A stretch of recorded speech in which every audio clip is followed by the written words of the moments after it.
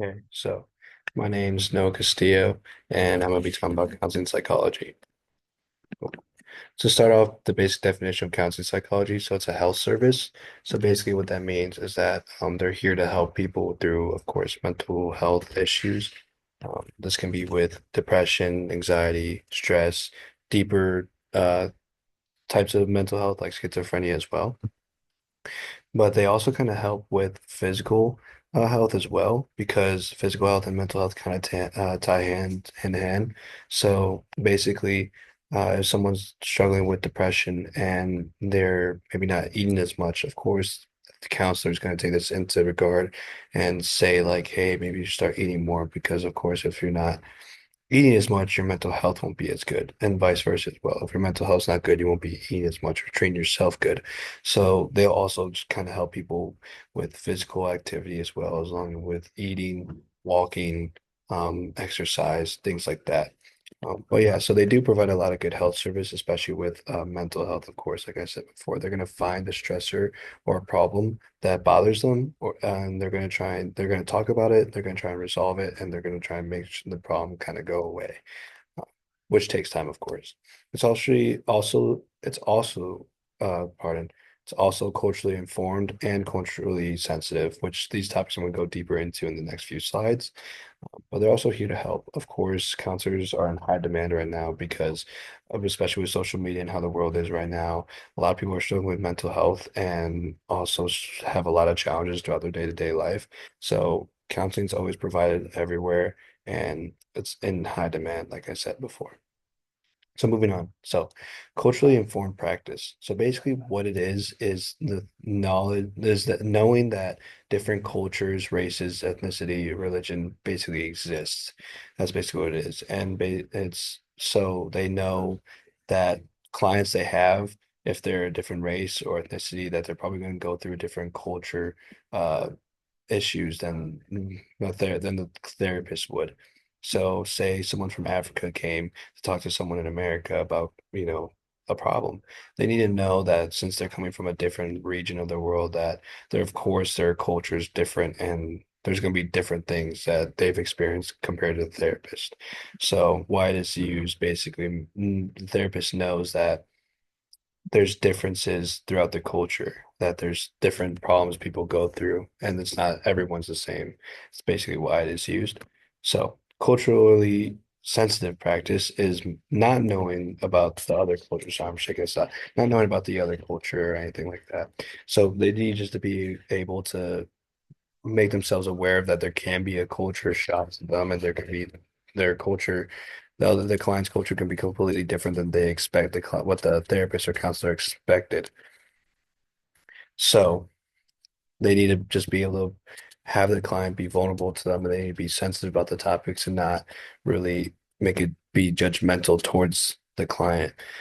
So that's why it's used to make sure the client feels comfortable and safe and they don't feel judged or anything like that. That they know that they're going to the right person and they're able to bring up very vulnerable topics about maybe not being raised the right way as a kid. But also, these kind of cultural differences can be, for example, someone in another world, another part of the world can have the situation that men can't be vulnerable and can't cry. Well, here in America, in some places, in some families, men can cry and they can be vulnerable. So there's some cultural differences that people kind of go through that are pretty common that the therapist needs or counselor needs to know about. So going on about what to know. So what the therapist or what the counselor needs to know is the healthy aspect and strength. So basically what this means is that what the client does that's healthy for them, and what they do like journaling, going on walks, talking to others, things that kind of just boost themselves mentally and doesn't tear them down. So they just need to take that into the conversation so that the counselor knows not to take these habits away from them and to kind of keep using these habits that they have. But they also need to know environmental and contextual influences. So this basically means like who they surround themselves with, what benefits do they get from that, or what makes them not feel good from that. Um, who kind of tears them down and who builds them up.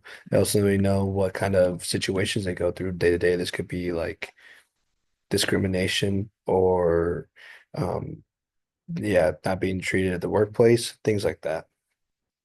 So moving on to what to address.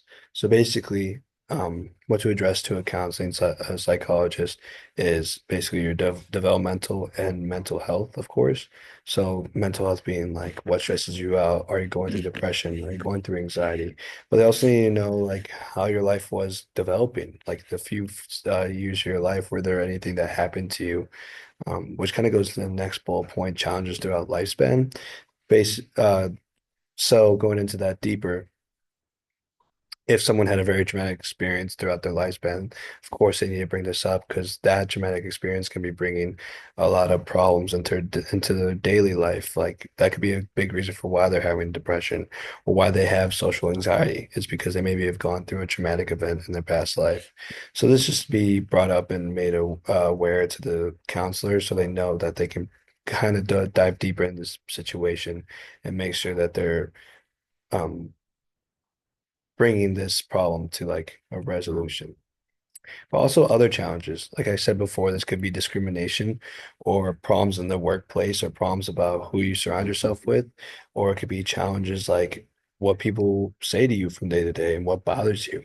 These just all need to be brought up. Anything that really kind of tears you down or makes you feel bad about yourself needs to be topics that should be brought up to the counselor. So who they help. So of course, counselors help with individual work. That means like one-on-one. So they make sure, if you ever have a problem and you don't feel comfortable being talking with other people, just you and the counselor, they provide that. But they also do provide group and community counseling. So this can be, for a good example, family counseling, where it'd be one person comes in at a time, and eventually over time, the whole family would be in the room talking to the counselor and resolving the problem or the issue that's present in their family. But also there's different types of community counseling like AA, which is Alcoholic Anonymous. So basically this is where uh, a bunch of people who struggle with alcohol come together and they all talk about their situations. This can be used because it's a very comfortable setting for these people to know that they're not the only ones going through these struggles, that there's other people like them. But those are just a few group and community counseling, but there's also other groups. So a good example of this would be um, office jobs providing counselors or workplaces or companies providing counselors. I like to think of sports psychologists in this because if an athlete is going through a hard time performing, and even with social media, if a lot of the world knows they're having difficulty performing in their sport, of course, it can bring a lot of mental drain to them. It's going to kind of wear them out and make them feel themselves worse than they are performing. So there's sports psychologists here that will help them through that, who are very specific to that sport, so they can help those people with that certain situation. So there's other groups like that. So moving on to schooling, jobs, and salary. So the education need is for sure bachelor's, for sure master's, but sometimes a doctorates. So if you want to get into like therapy and things like that, you will need a bachelor's and a master's. For research, of course, or teaching, you're going to need a doctorate's. But if you kind of just want to be like, there's some jobs that will take just a bachelor's for like counseling at a school, but a lot of the times you'll need a bachelor's and a master's to go do things with counseling with others like therapy. So like jobs offered, I've said a few, therapy, counseling, group counseling. These are just a few jobs you can go to. There's a really wide range of jobs you can apply to. But just to name a few that I'm kind of looking into is therapy, social work, counseling, just to name a few. So available salaries, the mean annual wage across all states is $99,640. But there is some states like New Jersey that provide pat over six-figure salaries. So it just depends on the company and the state you live in. But the pay in these kind of fields are pretty good, especially starting wage will be kind of close to 90,000. It's pretty good to start off. But that is all I have for you today. These are my references, and thank you for listening.